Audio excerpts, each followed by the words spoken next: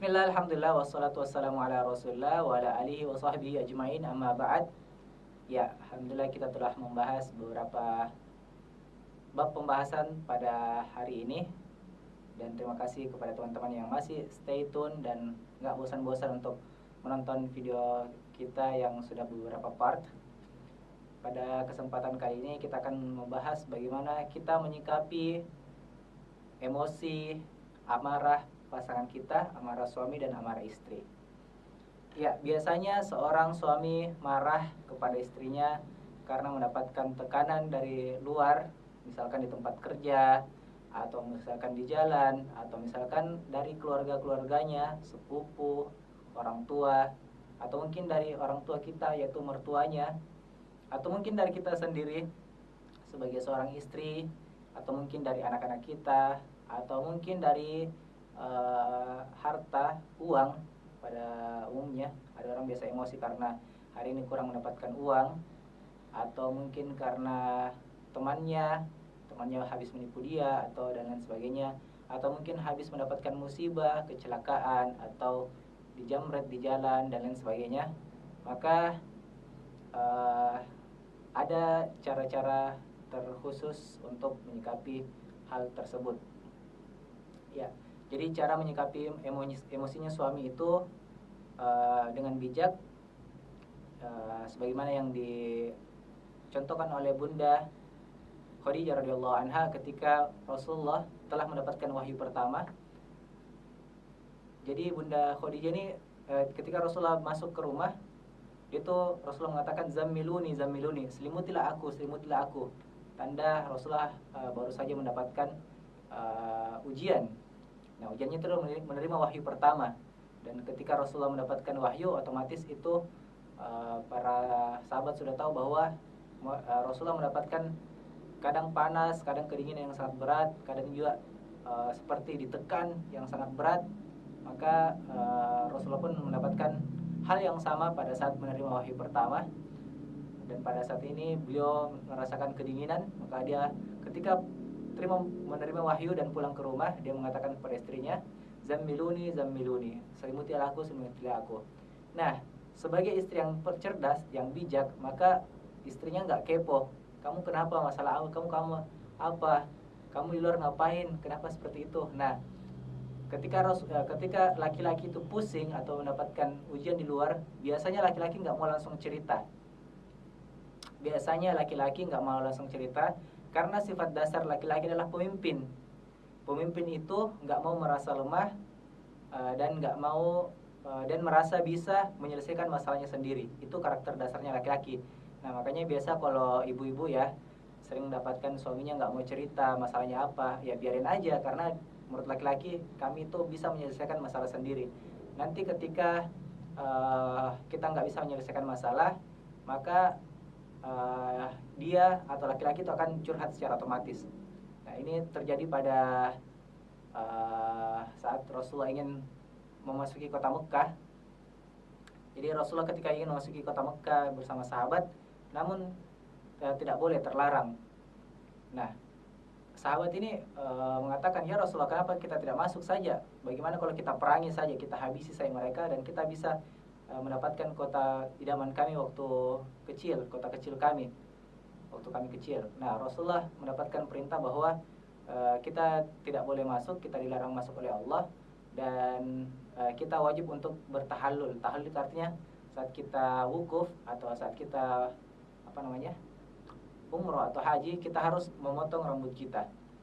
Maka sahabat ini tidak ada yang mau melakukan, tidak ada satupun sahabat yang mau melakukan tahallul, karena dia bilang, ya rugi dong, kita udah jauh sampai di sini, kota Mekah sudah di depan mata kita, ya kita serang aja dan kita bebas melakukan haji dan umroh.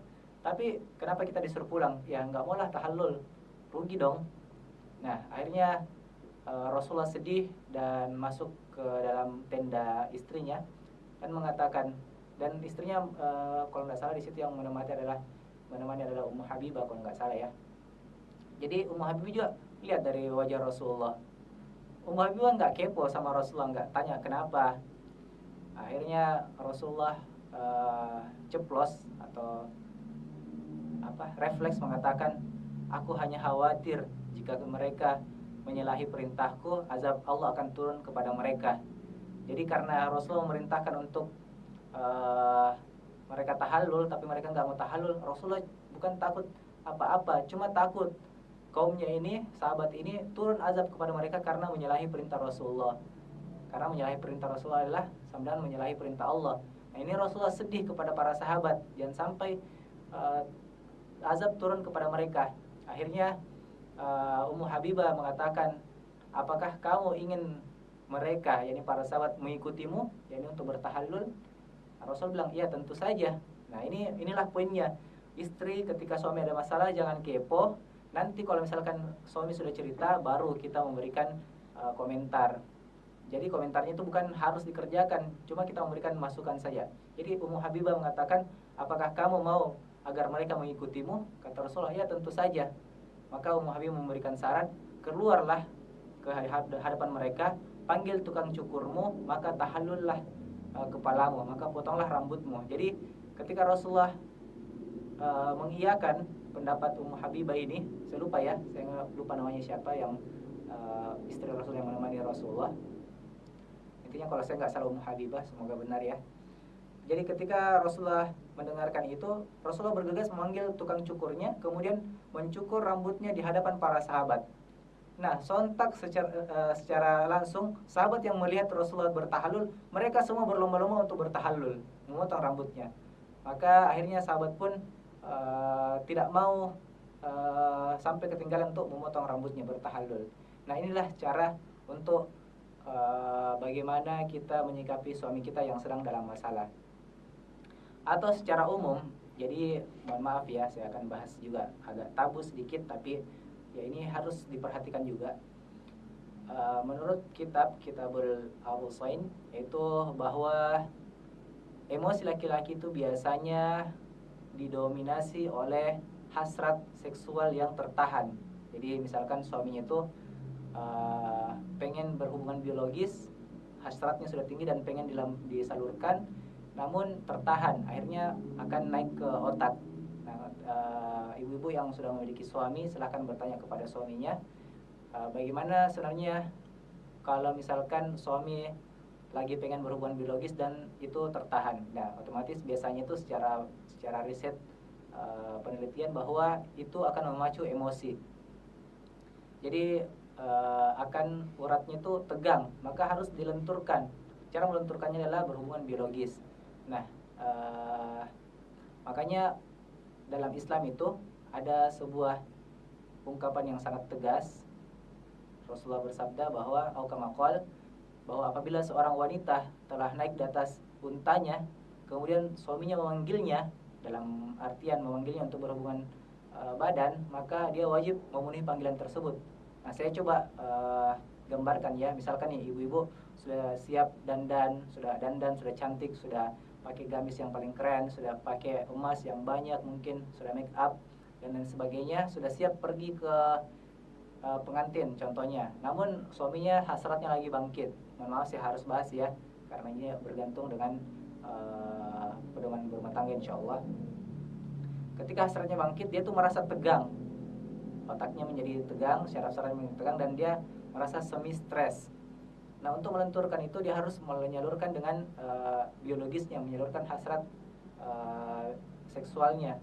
Nah, kalau misalkan ibu-ibu sudah make up, sudah cantik, sudah sudah pakai gamis dan sudah siap nih di atas mobil atau di atas motor, tapi suaminya manggil, maka dalam hadis ini maka seorang istri tersebut wajib memenuhi panggilan suaminya. Ya kalau kita pikir lah, nanti aja dah, pulang aja dah, soalnya ini udah cantik, udah make up, udah siap semuanya, masa harus mandi lagi, luntur semua kan, atau ngulang dari awal lagi.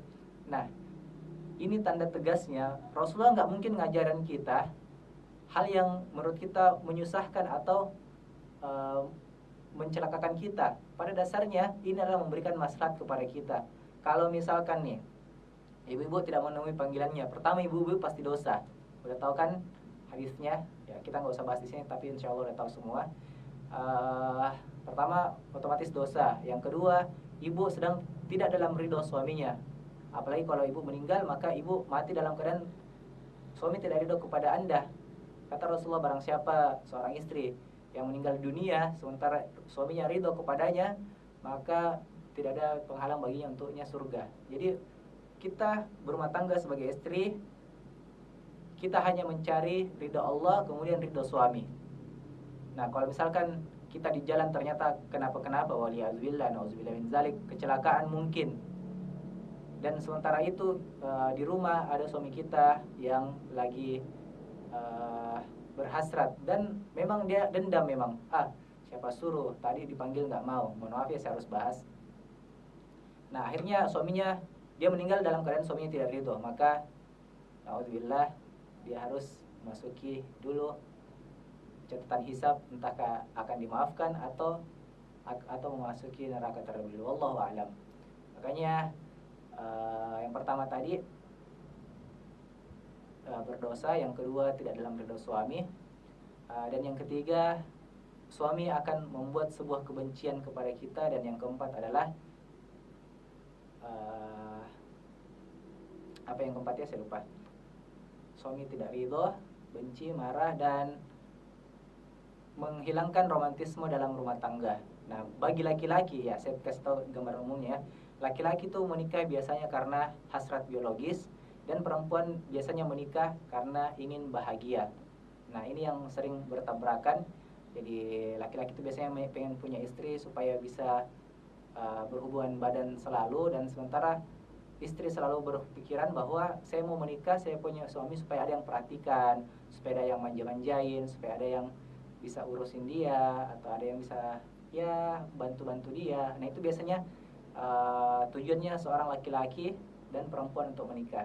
Nah, perlu kita pahami ya, jangan sampai biasanya laki-laki berpikir istri saya juga akan mohon maaf ya kuat melayani saya, atau misalkan seorang perempuan mengatakan suami saya akan peka sama saya. Nah, biasanya kan sering terjadi itu. Makanya selalu perempuan bilang laki-laki memang nggak pernah peka. Ya iya, memang seperti itu pada nyatanya, karena pekanya laki-laki itu kepada mohon maaf seksual, sementara harapannya adalah peka terhadap perhatian. Sementara juga laki-laki juga mengatakan makanya kenapa laki-laki itu pengen selalu punya istri lebih dari satu. Karena apa? Karena dia pengen supaya hasrat biologisnya tersalurkan. Wallahu a'lam bishawab. Kita tidak akan bahas terlalu jauh tentang ini, tapi intinya saya kasih bocorannya aja ya, bocoran secara umumnya. Nah, itu tadi gimana cara kita bagaimana cara kita menghadapi emosi daripada suami. Insya Allah kita akan bahas lagi tentang bagaimana cara menghadapi emosi daripada istri.